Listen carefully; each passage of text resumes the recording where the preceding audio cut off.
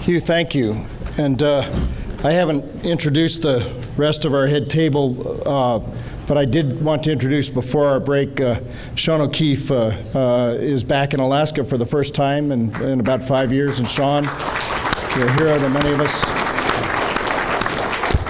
And David Van Slyke, who is Associate Dean and Chair at Syracuse University, and both of them and his colleague will be speaking with us after the break about a particular form of finance when it comes to icebreakers. But let me just ask if there are any questions right now before we do a coffee break. I see a few hands reaching high in the air. Let me start back there. Kevin? Thank you very much. I'm Kevin Herron. I'm from Alaska, and I guess I have a very quick comment and a question. The comment is that the type of infrastructure that we would want in Alaska would depend on your vision for Alaska. For example, China may want a very industrial vision for the Arctic, whereas communities may want to have a different vision.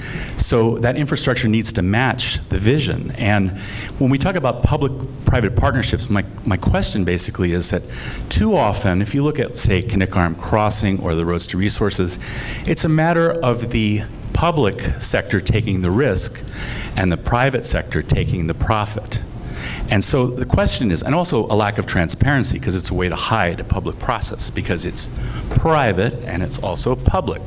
So my question is, how do we ensure that the real vision, because in this room we don't have like tribal entities, I don't think too many, how do we ensure that the real vision that Alaskans want is recognized in that infrastructure, and that public-private partnerships, if they are the way to go, that we ensure that it's transparent and that the public sector doesn't bear the burden of the risk with the private sector taking the profit.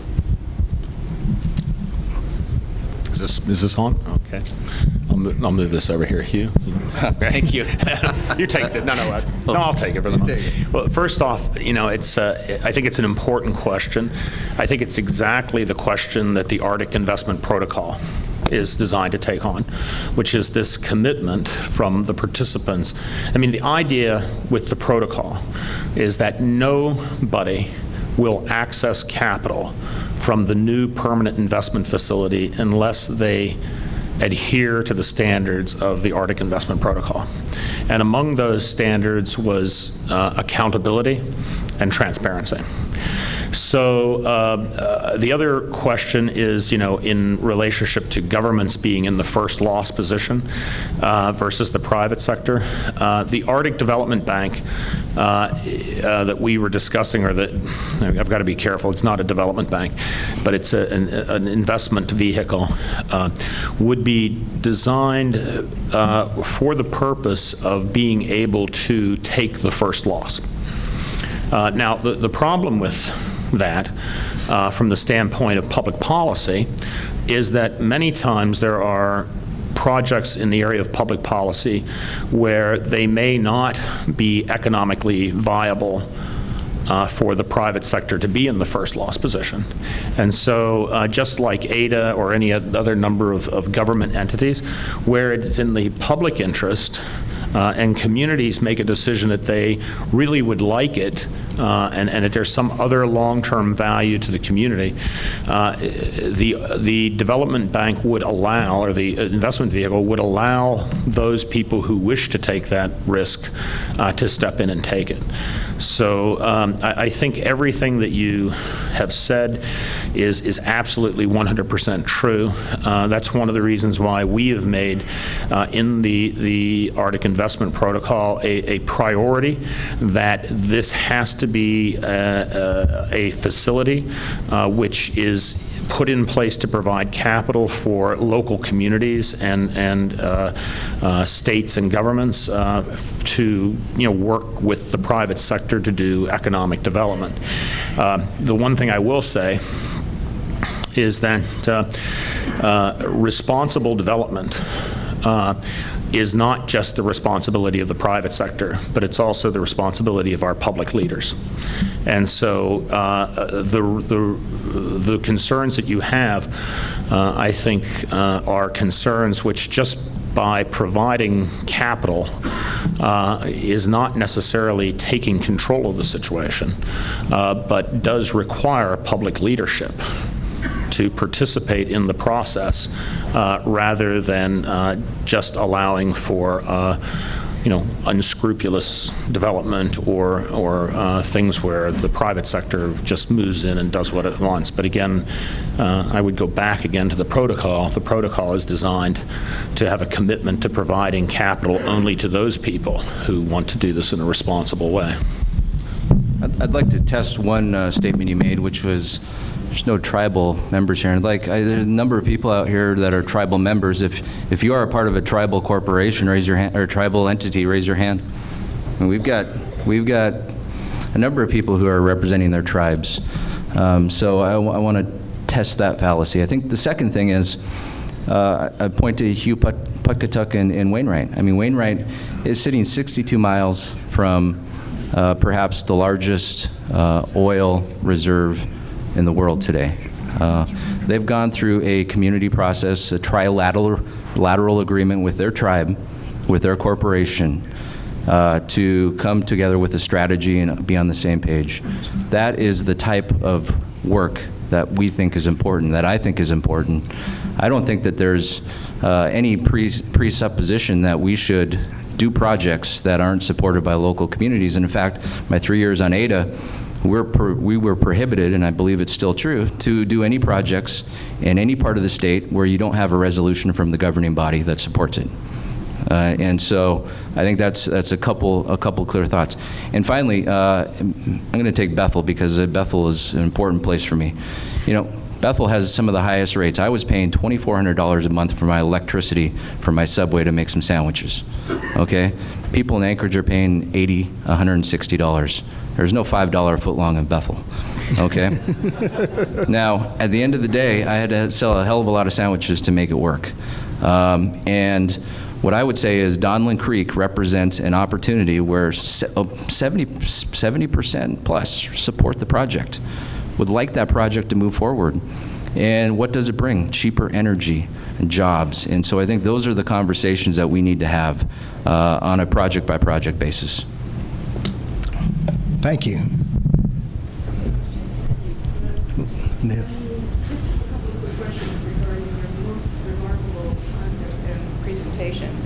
Oh, sorry. My background is that I was 6 months on the Gulf after the spill. I did a stint with TransCanada Keystone. Hold the mic closer. And I used to cover war zones.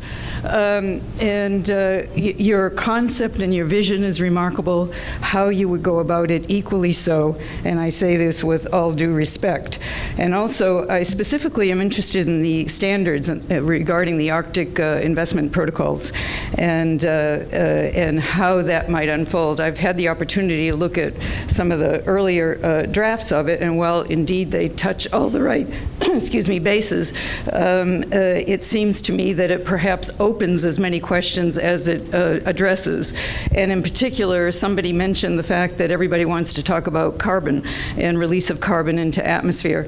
And without sounding too grinchy, I think that will in fact be a pretty key issue in terms of organizing networks who will be in opposition, whether they're from Alaska, from the lower 48, or from anywhere else in the world. And so I'm wondering how you would address both the specific issues that have to do with regulatory context of what's in the investment protocols and the linkages to the local community. So in fact, you're kind of a bottom-up process rather than top-down in the framework of opposition to anything that has to do with carbon fuels production. So there's a bit of a balance there, and I'm just wondering how you've thought about that. Thank you. You know, it's it sounds like you've been in the discussions while we've been drafting the protocol. The issue, you know, you bring up a very good point, which is the protocol opens up as many issues as it resolves. Some think the U.S. Constitution does the same thing. It's really providing a framework to get the issues on the table so that we focus on them and that they are not just things that get overlooked or driven over. we wrestled with how specific the protocol should be, meaning one of the proposals in the discussion about the protocol was to say that any energy development in the Arctic would be on a global basis neutral in relationship to the release of black carbon. Right? That really started to turn into a bit of overreach because the framework for environmental protection and regulation of the environment falls within so many different legal jurisdictions around the world that to try to incorporate some sort of a binding restraint on carbon output, for instance, into the Arctic Investment Protocol was beyond the reach of the community who was participating in it. So the real question about the protocol then becomes one of, what does it do? And I think it does a number of things. The first is that by people participating in the protocol, it is basically saying on a voluntary basis, people are willing to be held accountable to their actions in the Arctic. Secondly, for people who do not participate in the protocol, it raises the question of why aren't you willing to commit to the same standards that so many others are? The third thing is that the protocol becomes in and of itself a governing document, which is that anyone who commits to the protocol and then does not behave in a manner which is in line with the protocol exposes themselves to having questions or criticism of them. So the protocol, though not a binding legal document, provides a mechanism of allowing for public accountability to what's going on. And, I would like to believe that the protocol will, help us in terms of guiding us in terms of standards of economic development. Again, the very fact that under the plan that we currently have in place, not providing capital to anyone who will not commit to those standards of development will be an incentive for people to adhere to those standards of development on a voluntary basis. And perhaps in the process, it can elevate the dialogue around the world so that governments around the world can put into place regulatory frameworks which will adhere to that same protocol. So, it is truly, in some ways, a visionary statement. Beyond the regulatory component, there's a question of technology that has the capacity to improve the situation, whatever the situation might be, and it's specific project by project. So might the protocol, for example, include a requirement to enhance technological capability by the part of the corporate entities who are engaged in the development? I think the issue there is a very practical issue. I think that if we had Shell answer that question, they would be telling you that they're being challenged to enhance their technology all the time. To try to establish a sort of an artificial standard for that probably goes beyond what we can do. The other thing is that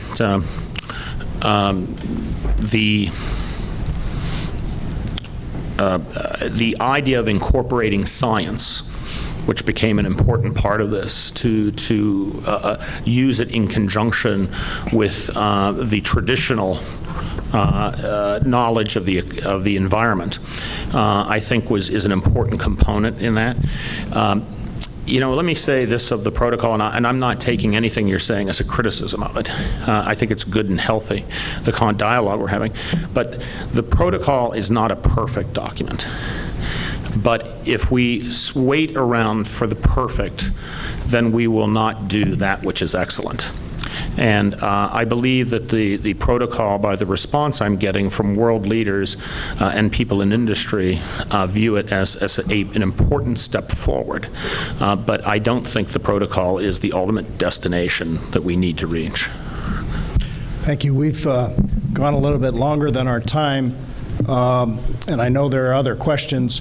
Let us take a 10-minute break, and we'll come back and we'll hear from Sean and his team, and then we'll see what we've got some time left for overall discussion. Thank you very much.